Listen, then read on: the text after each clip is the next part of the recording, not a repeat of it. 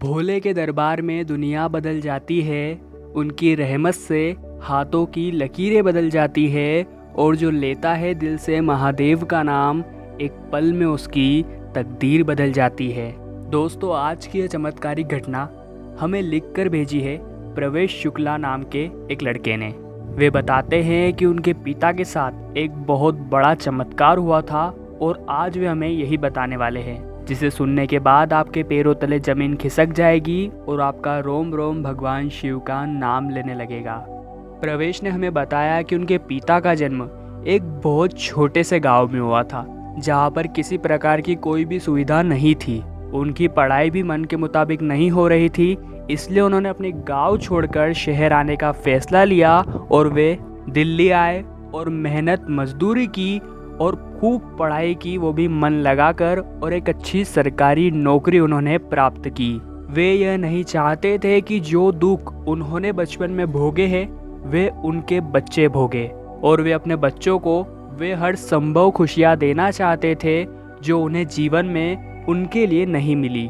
ऐसे में मेरे पिता ने मुझे और मेरी बहन को पढ़ा लिखा कर बहुत अच्छा व्यक्ति बनाया, मेरी बहन की शादी कर दी और मुझे फॉरेन में सेटल कर दिया। मैं उनका बहुत बहुत आभारी था। वे भगवान भोलेनाथ के अनन्य भक्त थे, दिन भर उन्हीं का नाम जपते रहते थे और साथ ही वे गरीब अनाथ बच्चों की भी तहे दिल से सेवा किया करते थे। वे अक्सर मुझसे यह कहा करते थे कि मैं महादेव से बातें करता हूँ, और उनकी यह बात मैं टाल दिया करता था। परंतु एक समय हमारे घर में बहुत बड़ी पूजा का आयोजन होना था, जिसके चलते फॉरेन से मुझे घर आना पड़ा। मेरे पिता, जिनकी उस समय आयु 68 वर्ष थी, अपने पूजा के कक्ष में वे अपने ध्यान में लीन थे। जब मैं उनके पास गया तो उन्होंने मुझसे कहा कि बेटा, मेरी महादेव से बात हो गई है और अब मेरा परलोक गमन का समय आ चुका है, पर तुम्हें मेरी एक आखिरी ख्वाहिश को पूरा करना होगा, क्योंकि मैंने महादेव से बात कर ली है और मेरा समय पूर्ण हो चुका है, और अब मेरी इस ख्वाहिश को तुम्हें ही पूरा करना होगा।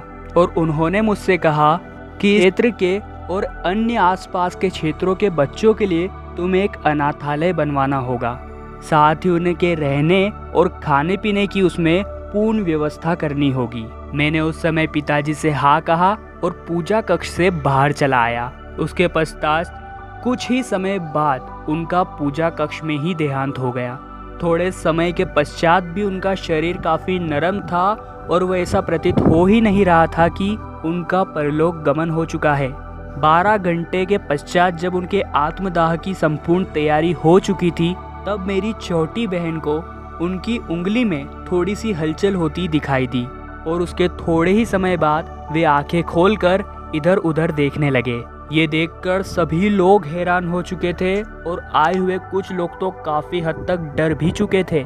वे उठे और सीधे अपने पूजा कक्ष में जाकर चले गए। आधे घंटे तक वे अंदर ही रहे और उसके बाद जब वे बाहर आए तब उन्होंने मुझसे कहा कि महादेव ने तुम्हारे अंदर का लालच पहचान लिया है, इसलिए उन्होंने मेरे प्राण पुनः वापस कर दिए हैं। जी हाँ दोस्तों, प्रवेश ने हमें बताया कि उनके मन में तो बस यही था कि पिताजी ने तो कुछ भी यूं ही कहा होगा और वो अनाथालय के लिए जो जमीन थी वह मैं बेच दूंगा और अपने फॉरेन जाकर वापस सेटल हो जाऊंगा।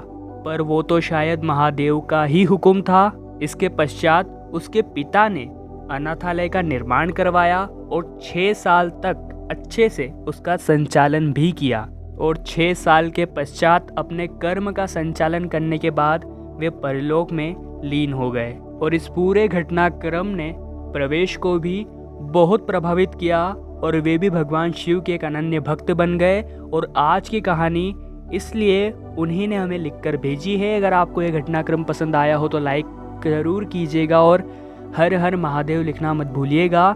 साथ ही हमेशा इसी प्रकार की चमत्कारिक घटनाओं को प्राप्त करने के लिए नीचे लाल कलर का बटन दबाकर हमारे चैनल को अभी सब्सक्राइब कर लीजिए, और साथ ही घंटी से दिखने वाले बटन को भी दबा लीजिए। आप सभी का बहुत बहुत धन्यवाद।